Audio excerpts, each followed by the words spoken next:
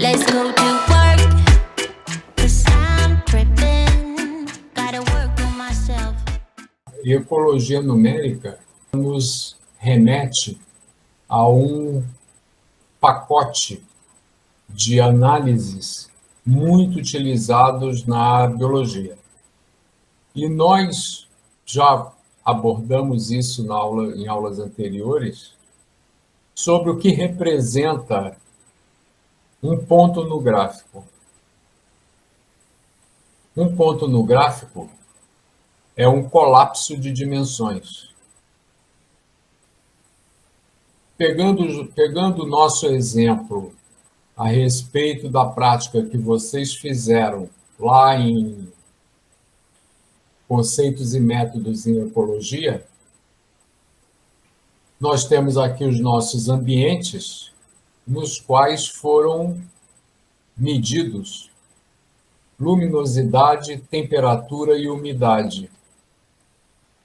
E se nós pegamos duas dimensões, umidade e luminosidade, e procuramos entender como esses ambientes se assemelham ou não mediante essas dimensões, veja que eu não estou generalizando, eu estou aqui comparando apenas como esses três ambientes se caracterizam por essas duas dimensões.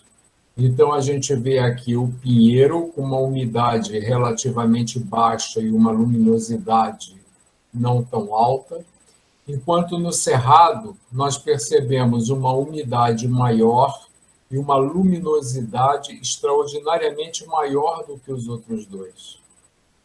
E a mata, nós vemos aqui uma umidade extremamente alta e uma luminosidade bem mais baixa do que os outros dois. Quando nós observamos um ponto, por exemplo, aqui, mata, essa localização geográfica, temos aqui o valor de luminosidade e umidade. O que nós vemos aqui é um ponto que responde à interação entre esses dois fatores. A pergunta que surgiria aqui, que nós precisamos conceber, é como esse ambiente pode ser caracterizado por essas duas dimensões. Quando nós observamos um gráfico, não é simplesmente observarmos uma fotografia, é elaborarmos perguntas. Se esse ponto aqui, mata,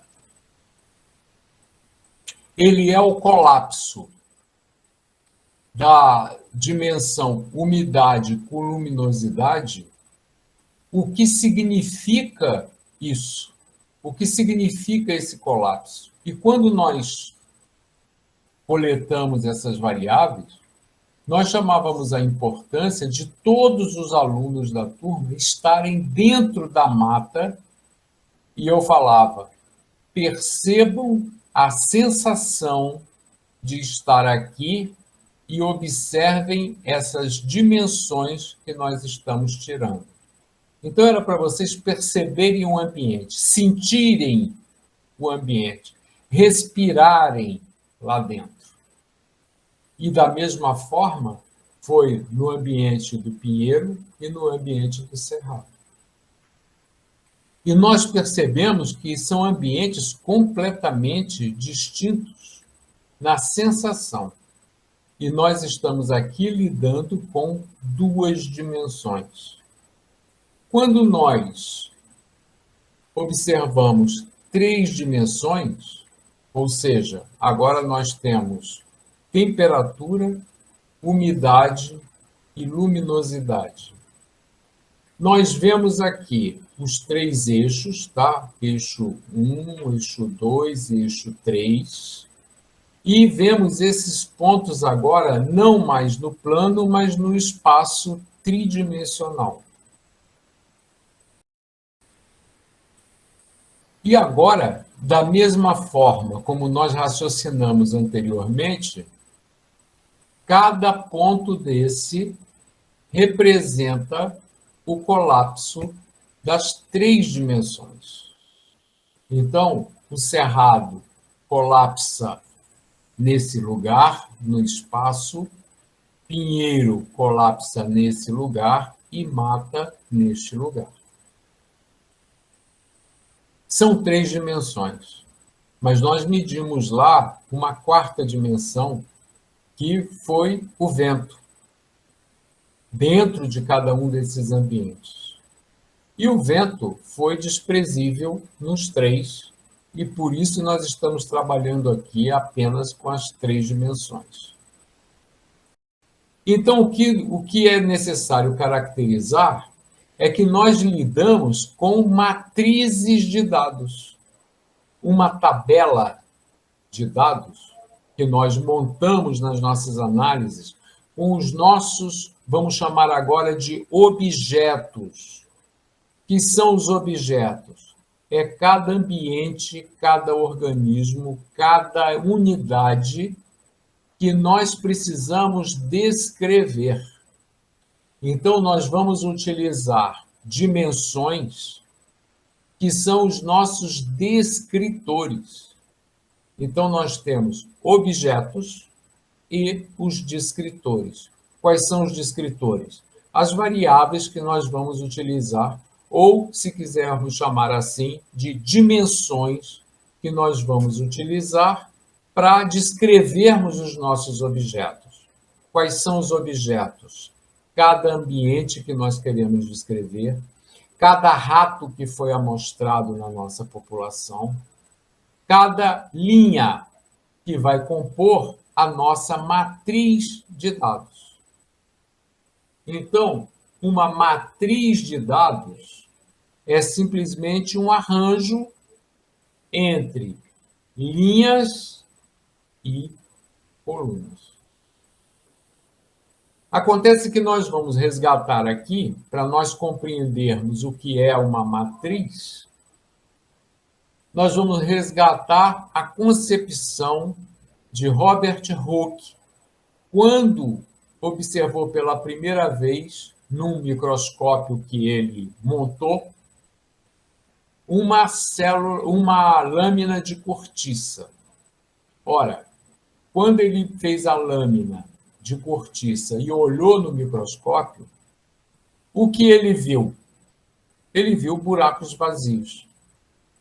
A esses buracos vazios, ele deu o nome de célula, ou também conhecida como cela. Então, célula, na verdade, como pela primeira definição, é nada mais do que um espaço vazio. E isso é o que nós vamos conceber aqui quando nós criamos, quando nós montamos a nossa tabela de dados. Qual é o primeiro procedimento? Cruzarmos várias linhas de tal forma que nós montamos uma malha. E essa malha é composta de espaços vazios. Criamos o nosso espaço matricial. Então, o que é uma matriz? É uma composição entre linhas e colunas de espaços vazios. Percebam a nossa abordagem. Nós criamos espaços vazios em linhas e colunas.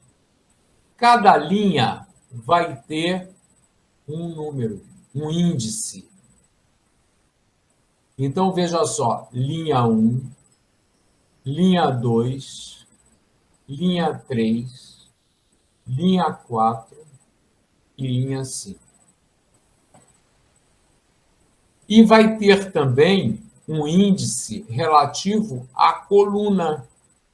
Então, veja aqui, ó, coluna 1, coluna 2, coluna 3, coluna 4. Quando nós estamos nos referindo aos descritores, nós estamos nos referindo à coluna. Quando nós estamos nos referindo aos objetos, nós estamos lidando com as linhas. Então, nós temos as nossas linhas, onde estão localizados os nossos objetos, e as nossas colunas, onde estão localizados os nossos descritores. O que eu quero dizer com isso? Que essas variáveis são endereçáveis. Cada célula tem um endereço. Qual é esse endereço aqui? Esse endereço é a célula 1, 1. Significa primeira linha, primeira coluna. Quando eu vou, veja que eu já criei no meu papel o espaço cheio de linhas e colunas com espaços vazios. E a cada endereço eu vou atribuir um valor relativo ao descritor. Então, quando eu coloco lá os meus objetos, que são cada um dos indivíduos ratos amostrados na população, eu crio uma dimensão e dou um nome a ela, que eu vou dizer comprimento do crânio. E eu vou agora preencher esse espaço vazio com um valor relativo ao comprimento do crânio desse organismo, desse indivíduo que está aqui. E é assim que os computadores trabalham. Hoje nós temos lá o Excel, que é uma planilha eletrônica que nada mais é do que uma matriz de células vazias.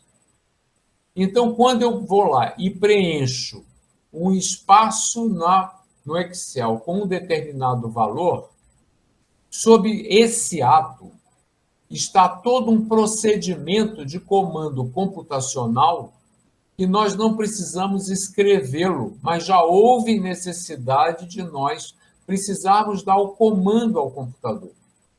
Vocês estão lidando hoje com uma tecnologia que ultrapassa uma série de procedimentos que foram necessários no passado, inclusive de aprendermos linguagem computacional para que a gente pudesse comandar o computador para ele fazer aquilo que hoje o Excel faz conosco, simplesmente escrevendo esses valores já dentro da planilha. Antes, nós mandávamos um comando ao computador dizendo o seguinte: primeiro, dimensione uma matriz XY com tantas linhas e tantas colunas. Esse era o primeiro comando. Nós escrevíamos isso numa linguagem computacional. Chamava-se Fortran, Basic, Pascal. Existe uma série de linguagens onde se executava esse comando. Então, o que o computador fazia? Ele reservava na memória um espaço de tantas linhas e tantas colunas. Aí vinha o segundo comando. Coloque no endereço 11 o valor tal. O que nós fazemos no Excel? Nós vamos lá direto no espaço e escrevemos o valor. Por trás, o que está acontecendo? Aqueles comandos que antes nós tínhamos que escrevê-lo. E agora a gente simplesmente tecla no espaço e lá na máquina. O procedimento que está sendo executado é aquilo que antes nós tínhamos que escrever em linguagens apropriadas para que o computador entendesse. Existia também a linguagem binária, a linguagem de máquina, a linguagem em diferentes níveis. Hoje nós estamos num nível extraordinariamente mais alto. Significa que o grau de conversa entre o operador e a máquina é direto. Nós simplesmente escrevemos isso. E criamos as nossas matrizes de dados. Então, a nossa tabela de dados nada mais é do que uma matriz onde nós criamos espaços vazios, células, tal como Hooke descreveu a célula, e nós vamos, em cada espaço vazio, atribuir um valor relativo a um descritor de cada um dos nossos objetos. Então, todos os objetos aqui em cada uma dessas linhas serão descritos pelos mesmos descritores ou mesmas dimensões. Isso é uma matriz.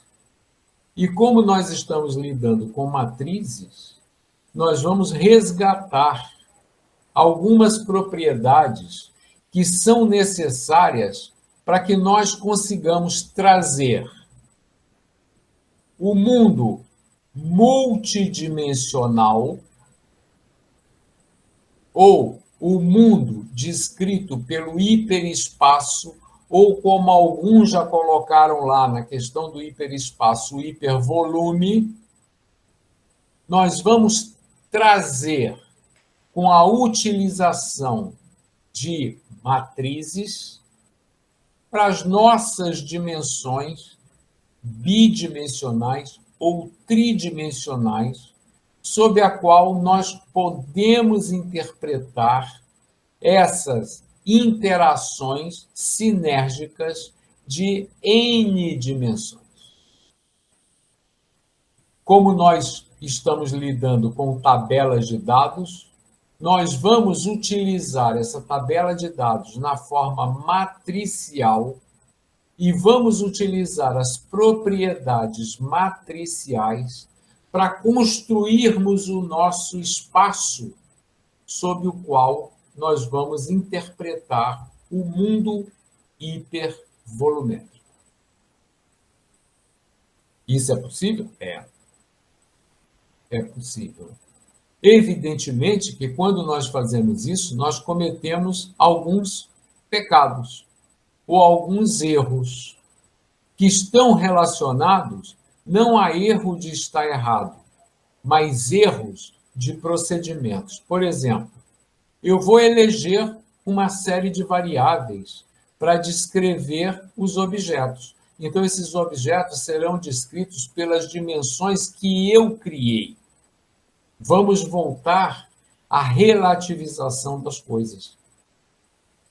As variáveis nós inventamos.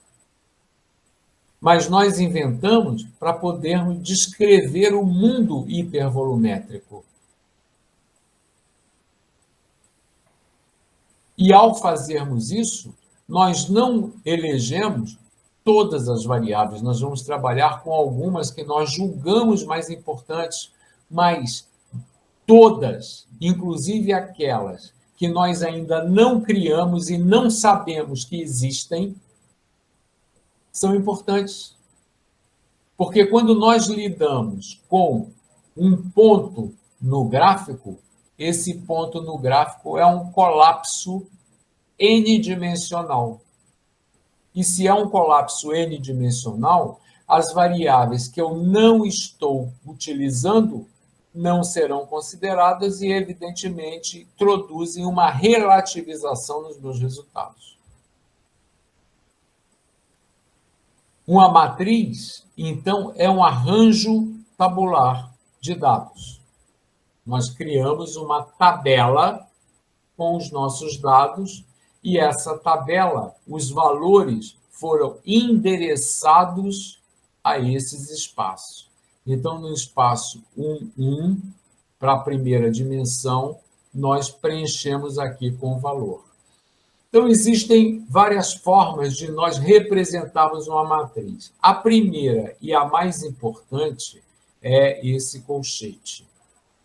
Esse colchete nos fala que nós estamos lidando com uma matriz. Uma outra forma de nós representarmos uma matriz é simplesmente caracterizarmos aqui a nossa variável com dimensão IJ. 5 por 4. O que isso significa? que nós temos uma matriz com 20 espaços I, J.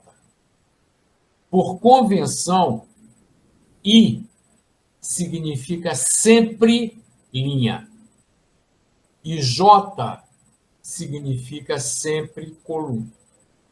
Então, nós temos aqui, veja que é uma matriz, olha aqui o colchete, é uma matriz de variáveis X e J, ou seja, tem endereço de linha, endereço de coluna, 5 por 4. Primeiro valor, 5. Se esse é o primeiro valor, significa que a matriz tem 5 linhas e 4 colunas. O primeiro valor sempre é I, o segundo valor sempre é J. Então, nós temos uma matriz X e J, 5 por 4, que é o que nós estamos tendo aqui. 5 linhas e 4 colunas.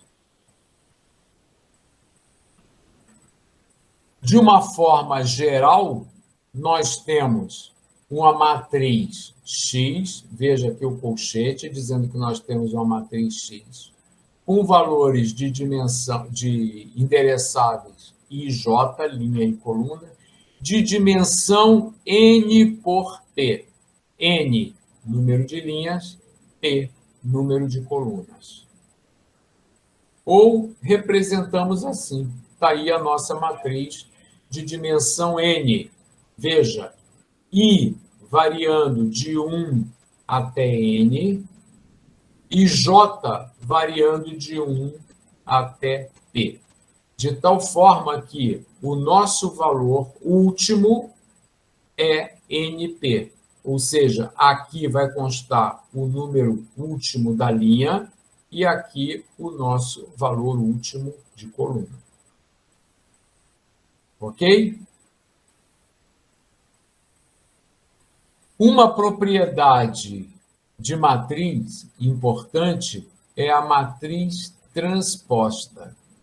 E aqui precisa chamar bem a atenção de vocês. Uma matriz transposta é uma matriz em que o número da linha passa a ser a coluna e o número de colunas a linha. Olha aqui, nós tínhamos uma matriz IJ, N por P, a matriz transposta, representada pelo apóstrofo, passa a ser uma matriz JI, onde J seria o número de colunas e I o número de linhas. Então, é como se eu invertesse a posição da matriz. Veja só, não é inverter a matriz. É fazer com que o número da linha seja agora o número da coluna e o número da coluna seja agora o número da linha. Então, veja só, um exemplo numérico aqui. Nós temos aqui a matriz 1, 2, 3, 4, 5, 6. O que é linha vira coluna e o que é coluna vira linha. Então, aqui está como nós devemos representar o que vem a ser uma matriz transposta. Esse T, ou o apóstrofo, significa que nós vamos lidar agora com a matriz transposta. Veja, o que é coluna vira linha, e o que é linha vira coluna. Então, toda essa coluna vai virar linha. Toda essa coluna vai virar linha. Então, a matriz transposta, que antes era assim, agora passa a ser essa que aqui está. Não confundam com matriz invertida.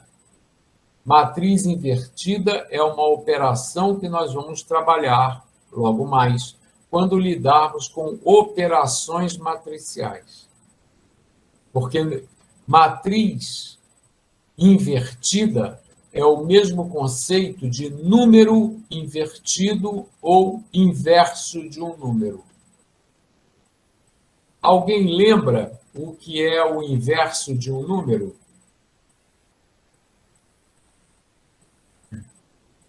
Quem vai resgatar o arquivo morto aí dos idos do pré-cambriano de vocês, em que vocês lidaram com número invertido? É isso aí, Iago. Então, o inverso de um número é 1 sobre o número. Isso é inverso. E é exatamente esse mesmo conceito que nós vamos utilizar mais tarde quando falarmos sobre matriz invertida. Então, essa concepção aqui de matriz transposta não é matriz invertida. Nós não estamos invertendo a matriz. Nós estamos mudando a posição do que era a linha e do que era a coluna para uma nova situação. Veja, nós temos aqui a primeira linha vira a primeira coluna. A primeira coluna vira a primeira linha. A segunda coluna vira a segunda linha. Isso é matriz transposta. Um vetor. Eu sei que todos vocês já tiveram contato com o vetor quando lidaram com geometria. O vetor é representado por uma seta que tem sentido e direção. Então, nós tínhamos lá, na geometria, vetores com mesma direção e sentido, vetores com direção e sentido contrário, vetores opostos. Tudo isso, eu acredito que pelo menos muitos de vocês tiveram quando lidaram com geometria. Mas, se tiveram álgebra matricial alguma vez na vida de vocês, também vocês lidaram com vetores numéricos. E vetores numéricos podem perfeitamente ser representados por setas. Nós podemos transformar esses vetores, e nós não vamos fazer, porque não é o objetivo aqui, mas existia uma regra que se chama regra dos cossenos. Um vetor, então, é uma representação de uma coluna. Tá? Então, nós temos aqui o tio embaixo da letra, representando que essa é a simbologia de um vetor, ou esta aqui, dizendo que é n por 1. Então, nós temos apenas linhas e uma coluna. Aqui está, então, a simplificação da representação. Temos aqui a nossa coluna, representando o nosso vetor, está aqui o tio embaixo. Ou a transposta, que é esse vetor na forma linha. Não sei se apareceu anteriormente, antes de eu travar aqui, mas chamamos de vetor transposto quando ele é apresentado na forma de linha, ou como os americanos gostam de chamar nas suas publicações de vetor linha. Vetor transposto significa o segmento do pensamento europeu, dizendo que é o vetor que agora se apresenta na forma de linha. E nós temos, então, por exemplo, procedimentos para descrever a matriz. Então, a matriz ela pode ser descrita pela forma como nós quisermos, pela sua composição de linhas, pela sua composição de colunas, que são os vetores, ou simplesmente pela composição de submatrizes. Veja, nós podemos descrever a respeito da composição de vetores. Então, nós podemos descrever essa matriz separando os seus vetores. Vetor 1, vetor 2. Está aqui, vetor 1, vetor 2. Representando a forma de descrição, nós temos aqui a matriz sendo representado por vetor 1 e vetor 2, que estão eles aqui. Outra forma, podemos transpor as linhas. Veja só, aqui nós temos a linha 1, 4, sendo representado na forma de vetor. Veja, vetor, olha o apóstrofozinho aqui, vetor B transposto. Então, o que era a linha está sendo apresentado na forma de vetor transposto. Uma matriz ela pode ser partida na forma em que nós acharmos conveniente. Temos aqui uma matriz que vai de 1 até NP. Nós podemos simplesmente partir essa matriz. Por exemplo, aqui está a nossa composição matricial, em que nós podemos partir essa matriz por uma submatriz 1, 4, 2, 5 e um vetor transposto 3, 6 na forma de linha.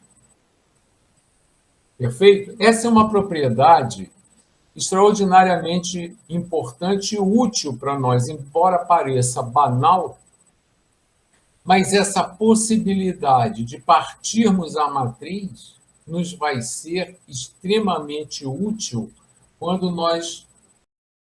E existem vários tipos de matrizes e elas são importantes porque cada tipo de matriz vai apresentar propriedades diferentes. Uma matriz escalar é uma notação importante porque uma matriz pode ser, veja só, ter número de colunas igual ao número de linhas, que é sempre igual a 1. Então, se eu só tenho uma linha e uma coluna, vai ser um valor entre colchetes aqui. Um único valor. É uma constante. Só que, para a gente caracterizar que se trata de uma matriz escalar, esse valor precisa estar entre colchetes, para que a gente possa perceber que essa matriz tem propriedades importantes. Nós vamos ver o que uma matriz escalar pode significar. Um vetor coluna, que é o vetor, tá? Ele tem P igual a 1, ou seja, número de colunas é uma matriz com número de colunas igual a 1. Está aqui o exemplo de um vetor, tal como nós vimos anteriormente aí no início da nossa apresentação. Então, é uma coluna com vários valores. Vetor unitário, como o próprio nome está dizendo, é um vetor onde todos os valores são iguais a 1. Volto a chamar a atenção para que isso, embora seja óbvio, eles são caracterizados dessa forma e têm nomes apropriados por conta de propriedades que vão apresentar futuramente. Temos o vetor unitário e temos o vetor nulo. Vetor nulo, simplesmente um vetor onde todas as linhas são iguais a 0. Uma matriz retangular é uma matriz P por N, ou seja, lembrem-se da nossa forma de representação, número de linhas, número de colunas, onde o número de linhas é diferente do número de colunas. Então, o aspecto geométrico que essa matriz vai apresentar é de um retângulo, por isso se chama matriz retangular. Matriz quadrada. Matriz quadrada é uma matriz onde o número de linhas é igual ao número de colunas. Então, nós temos a mesma dimensão entre linhas e entre colunas. Matriz quadrada vai ser o nosso instrumento. Nós vamos transformar a nossa matriz de dados em matriz de interação entre os dados. E essa matriz nova que nós vamos criar, onde estarão representadas as interações entre todas as variáveis combinadas 2 a 2, vai ser uma matriz quadrada. Essa vai ser a nossa matéria-prima de começo de análise. Tem a nossa tabela de dados, com todos os dados, com todas as variáveis utilizadas, medidas separadamente. E nós vamos criar uma nova matriz com as interações entre todas essas variáveis combinadas 2 a 2. Nós vamos ver isso, tá? Então, a nossa matriz vai ser uma matriz quadrada. Uma matriz diagonal é uma matriz onde só existem valores diferentes de zero na diagonal principal. Vocês se lembram, tenho certeza, de que quando vocês viram matrizes pela primeira vez, vocês viram a diagonal da matriz. É aquela linha que vai do vértice que está no canto superior esquerdo da matriz ao vértice inferior direito da matriz. É aquela linha de valores que está ali atribuída. Então, esses valores constituem a diagonal da matriz, a diagonal principal. Temos a diagonal secundária, que são aqueles valores sobre a linha que vai do canto inferior esquerdo ao superior direito. Evidentemente que essa diagonal só vai existir em matriz quadrada.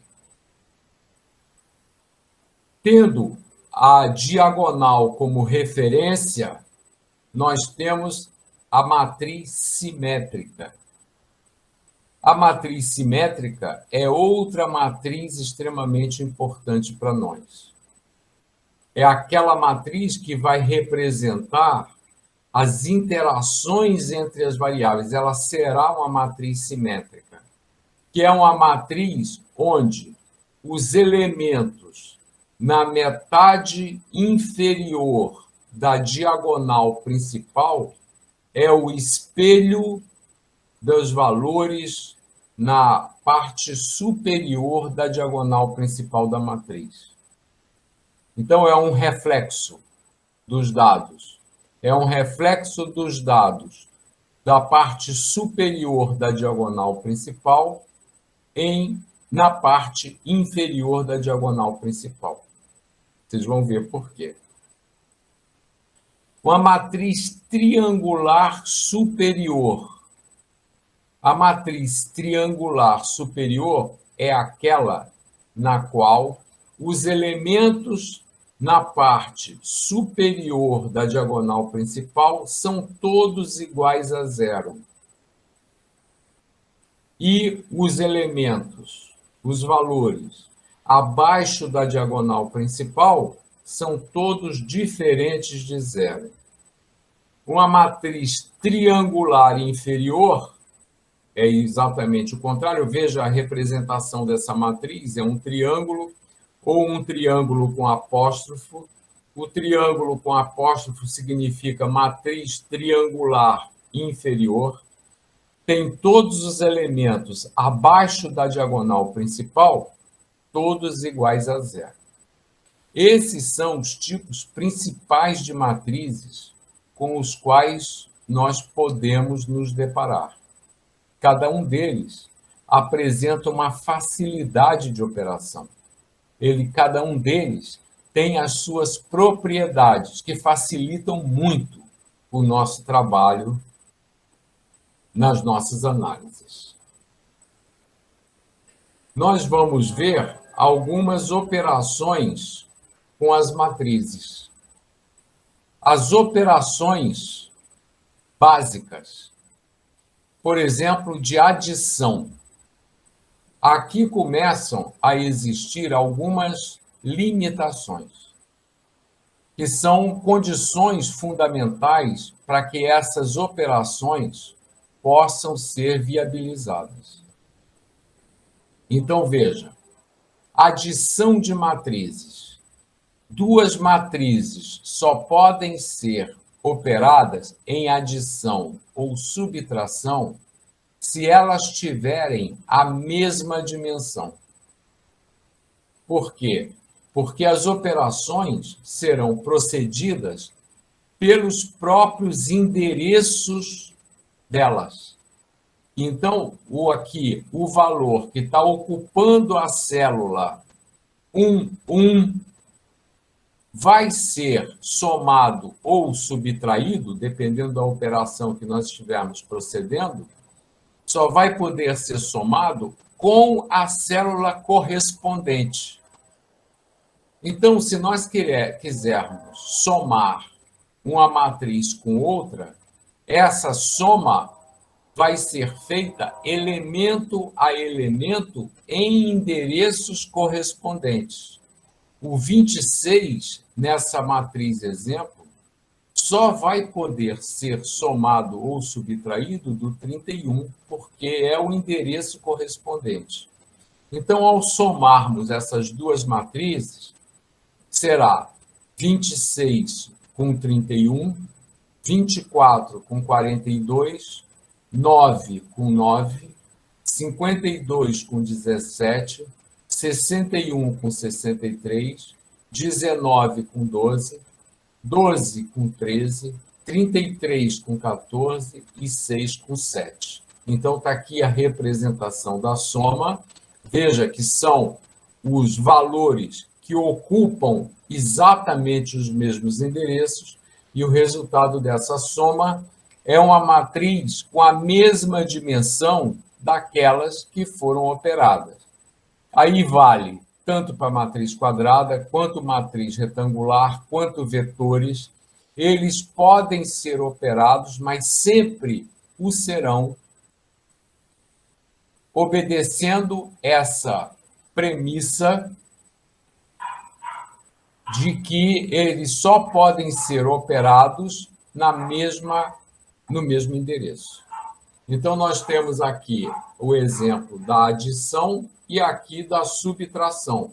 Esse elemento, essa matriz, subtraindo da outra, nós temos aqui o resultado. Veja, a operação de mesmos endereços. Então, está aqui o resultado dessa subtração. A regra é: esse procedimento só pode ser operado em matrizes correspondentes. Matrizes correspondentes são matrizes que têm a mesma dimensão, porque nós vamos operar endereço a endereço. Quando nós chegamos em multiplicação, aí nós temos alguns problemas, porque a multiplicação vai depender do tipo de matriz e de algumas propriedades importantes que podem tornar esse procedimento um pouco mais exigente de atenção. O primeiro e mais simples é a multiplicação de uma matriz escalar por uma matriz não escalar. Matriz escalar é uma matriz que tem apenas um valor. Esse tipo de multiplicação é extremamente importante porque, veja, o valor constante vai multiplicar todos os elementos da matriz. 4 vezes 12, 4 vezes 11, 4 vezes 9, 4 vezes 3. O resultado vai ser uma outra matriz cujos elementos são proporcionais à matriz original numa constante de proporcionalidade igual a 4. Quando nós fazemos esse tipo de procedimento de multiplicação de uma matriz escalar por uma matriz não escalar, nós criamos uma outra matriz proporcional à anterior numa razão igual a 4. Porque cada elemento desse dividido pelo anterior vai dar exatamente 4. Então, nós criamos uma matriz proporcional. Se nós pegarmos essa outra matriz aqui, multiplicarmos pela mesma matriz escalar, nós vamos ter uma outra matriz com a proporcionalidade a essa igual a 4. Então, essa multiplicação sucessiva, isso é uma observação importante, e guardem essa observação numa caixinha de ouro, porque essa observação nos vai ser muito útil. Se nós continuarmos a multiplicar os resultados por 4, nós podemos dizer que nós temos uma família de matrizes proporcionais numa constante igual a 4. Então, veja que é uma multiplicação extremamente simples, mas que traz uma observação muito importante para nós no futuro. Nós não estamos simplesmente multiplicando uma matriz por uma constante. Nós estamos criando uma matriz proporcional a outra, numa razão igual a 4. Multiplicação de matrizes não escalares. Aqui existe uma regra. Prestem atenção nessa regra. O número de colunas de A, ou seja, o número de colunas da primeira matriz, lendo a sequência de matrizes da esquerda para a direita, e aqui há uma observação importante, que a posição das matrizes é muito importante. Essa posição não pode ser trocada, porque os resultados seriam diferentes. Aqui, a ordem dos fatores altera o produto. A posição das matrizes é muito importante. Em matrizes, quando nós estamos falando de multiplicação, a não ser no caso da multiplicação por uma escalar, mas a representação convencional desse primeiro tipo de multiplicação pela escalar é a constante aparecer antes. Numa operação com matrizes não escalares, a posição é fundamental. Porque o número de colunas de A, ou seja, da primeira matriz, tem que ser igual ao número de linhas de B. Porque a matriz resultante terá o número de linhas de A e o número de colunas de B. Vamos repetir. A regra para a operação poder ser desenvolvida é a de que o número de colunas do multiplicando tem que ser igual ao número de linhas do multiplicador. Essa é a regra. Agora, Qual é o resultado esperado? O resultado esperado é que a matriz resultante vai ter que ter o número de linhas da primeira e o número de colunas da segunda. O número de linhas do multiplicando e o número de colunas do multiplicador. Veja que trocou a operação, a relação entre linhas e colunas, quando nós nos referimos à regra para a multiplicação poder ser desenvolvida e o resultado esperado. Por que é importante nós sabermos essas questões? Porque muitas vezes, vocês vão ver isso no Excel, eu preciso selecionar de antemão o espaço para que a operação com matrizes imprima na planilha o resultado correto. Então, ao operarmos no Excel uma multiplicação de matrizes, eu vou selecionar, antes de tudo, o espaço de número de colunas e de linhas relativos ao resultado que será impresso ali. Se eu não fizer isso, ela não vai imprimir o resultado correto. Então, essa regra é de extrema importância para nós.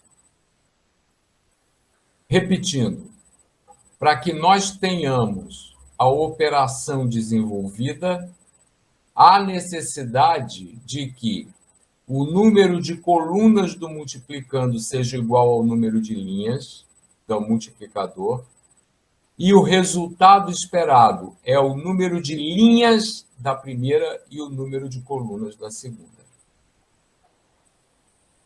Ok? Veja só. Numa operação como essa aqui, nós temos aqui um vetor A, um vetor B, que vai multiplicar essa matriz aqui transposta, tá? Que é uma outra matriz. Veja aqui o resultado. Vamos ver, acho que com o valor, com números, isso se torne mais compreensível. Então, nós temos aqui uma matriz quadrada que vai ser multiplicada por um vetor. Então, nós temos aqui o multiplicando e o multiplicador. Primeira observação, nós temos que perguntar se essa matriz, se essa multiplicação é possível. Qual é a regra? A regra é que o número de colunas da primeira seja igual ao número de linhas da segunda. Então, veja aqui, nós temos aqui 3 colunas e aqui 3 linhas. Então, essa operação é possível. Como essa multiplicação será procedida? O primeiro elemento desse vetor vai multiplicar toda a primeira coluna. O segundo vai multiplicar toda a segunda coluna. E o terceiro vai multiplicar toda a terceira coluna. E tudo será somado no sentido da linha. Perceberam? Então, reparem. 12 vai ser multiplicado por 2, 6 por 2, 5 por 2. Ou seja, este primeiro elemento está multiplicando toda a primeira coluna.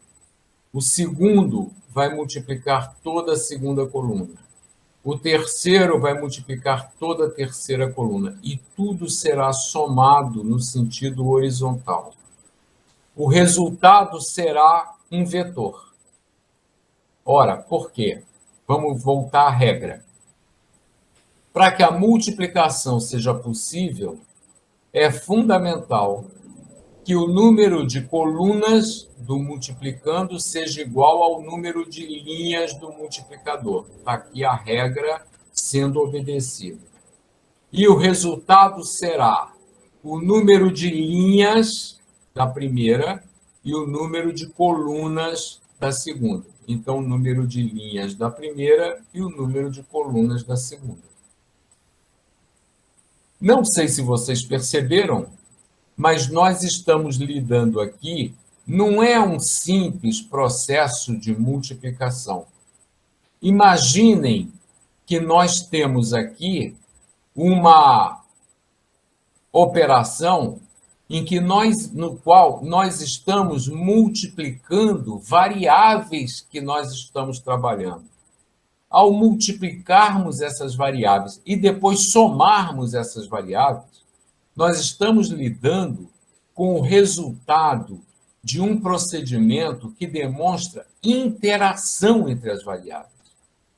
Quando nós estamos operando uma multiplicação, não é como nós aprendemos lá na época da tia, uma simples, como nós chamávamos, simples conta de vezes. Não. Esse conceito precisa ser colocado num baú e enterrado nas profundezas das lavas da Terra. Esse conceito, que era simplesmente uma conta de vezes, não. É uma interação entre variáveis. Reparem só. E aí cabe uma atenção ao significado da operação algébrica. Quando nós multiplicamos um valor pelo outro, nós estamos pegando um valor e nós estamos fazendo o outro valor preencher um espaço até o final da dimensão do primeiro valor. Nós aprendemos, por exemplo, que a área de um quadrado é lado vezes lado. A nossa compreensão seria completamente distinta se nós já tivéssemos obtido o conceito de que uma multiplicação é fazer uma variável preencher um espaço até a dimensão da outra variável. Esse preenchimento de espaço é o que nós aprendemos como área. Então, uma multiplicação não é simplesmente uma conta de vezes. É uma dinâmica.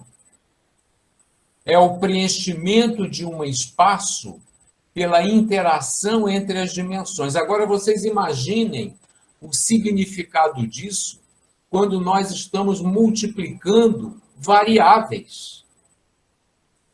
Essa interação é representada pelo espaço ocupado pela interação entre as variáveis. Isso é muito mais do que uma simples conta de multiplicação. É o significado da operação.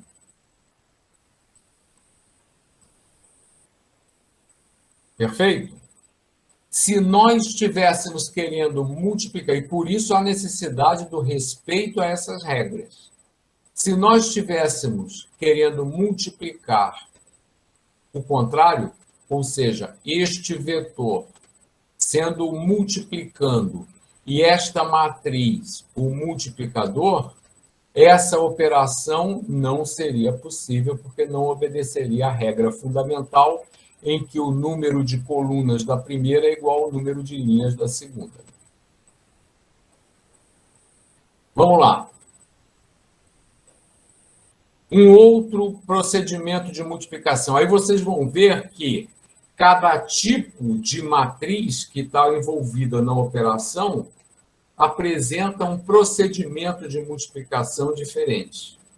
Então, tendo o significado do processo de multiplicação em mente, que a multiplicação para nós agora representa a interação entre as variáveis, representado pelo espaço ocupado por essa interação, lembrem-se do que significa a área de um quadrado é uma dimensão variando até o limite da outra dimensão. Esse espaço preenchido é o que vai representar para nós a interação entre as variáveis. Se nós temos um vetor transposto multiplicado por uma matriz, nós precisamos ver se a regra está obedecida. O número de colunas da primeira é igual ao número de linhas da segunda. Então, veja, nós temos 3 colunas e 3 linhas, então o procedimento é possível e o resultado será o número de linhas da primeira e o número de colunas da segunda. Então, está aqui o resultado esperado. Como nós vamos fazer? Nós vamos multiplicar cada elemento desse, 6, 12, 17, por todos os elementos da coluna. Só que agora nós vamos somar no sentido da coluna.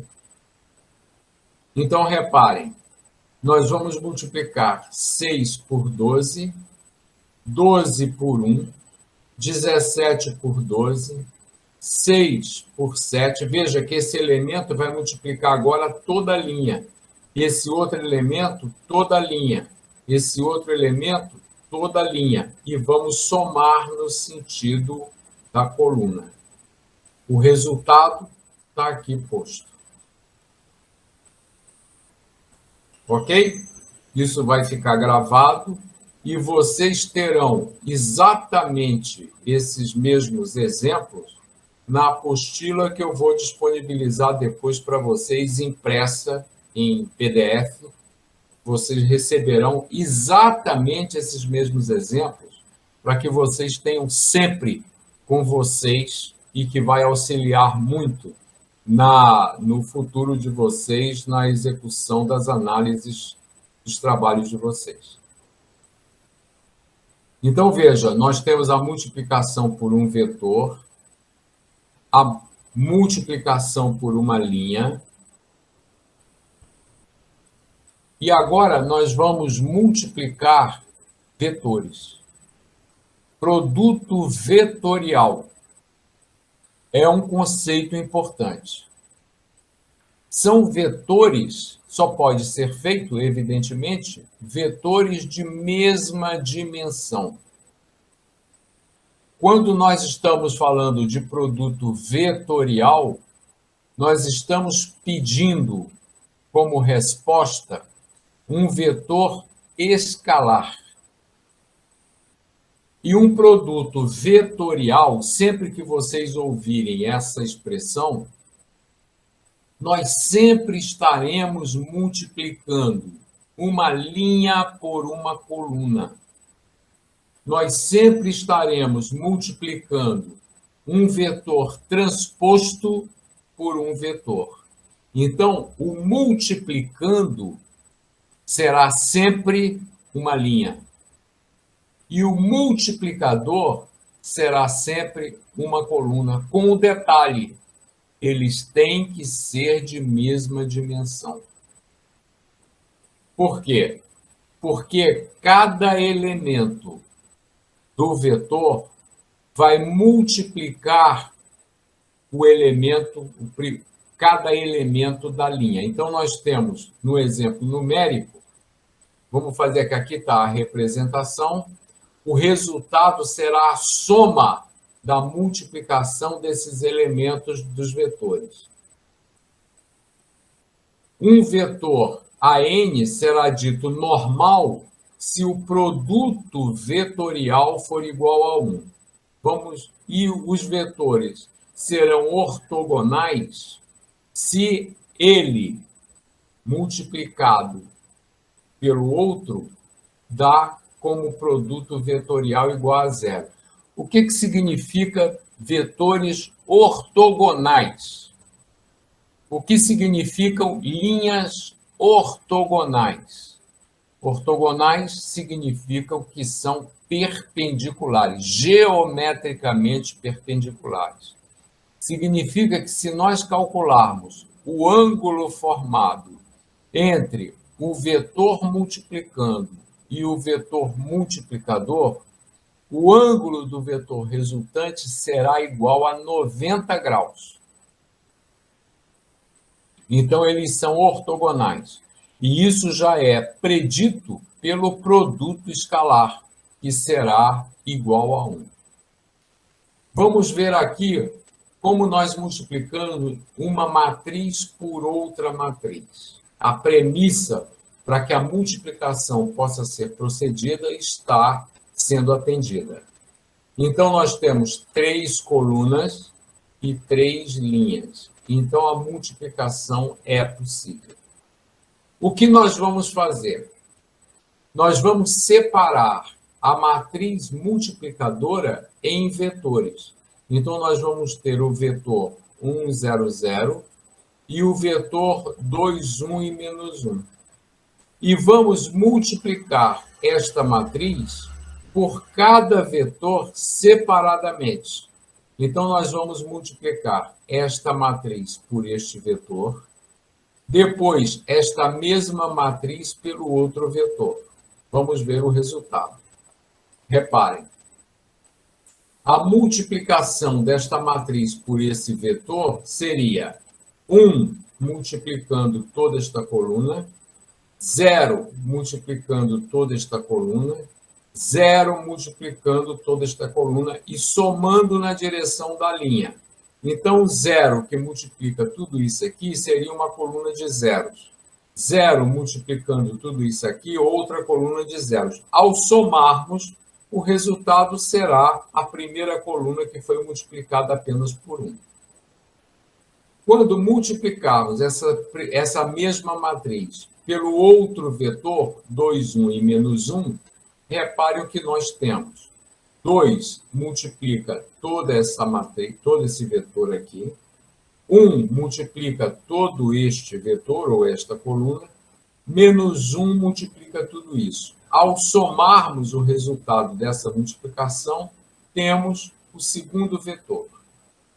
Então, nós temos o primeiro vetor e o segundo vetor resultante da multiplicação pelos vetores tratados de forma independente.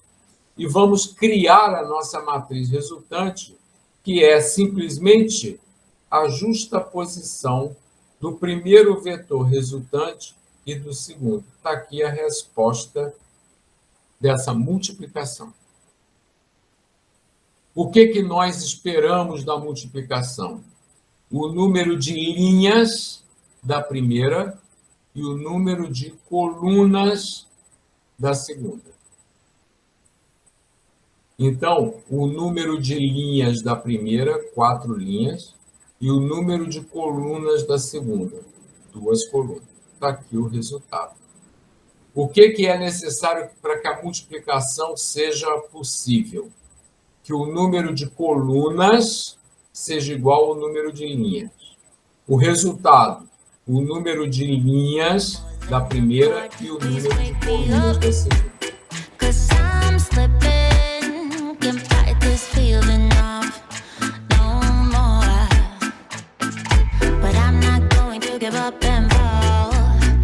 Above the door, need all my challenges and search for my strength.